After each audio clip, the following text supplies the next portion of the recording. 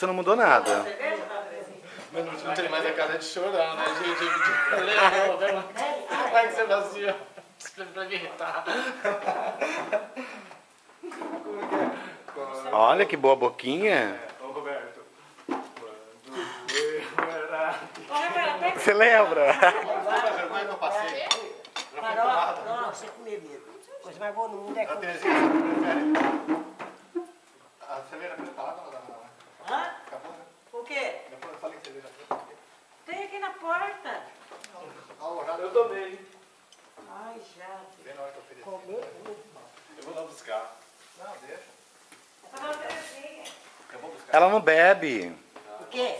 Cerveja. Ai, já falei que eu quero um golinho sim. Olha, o pratinho. Tá bem aí, hein?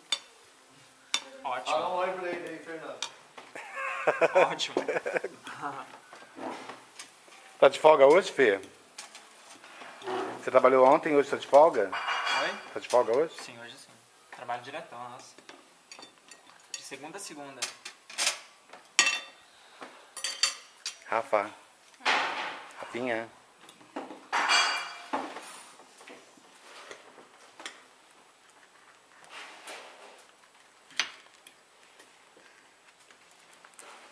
Dona Terezinha come feito uma louca, bem.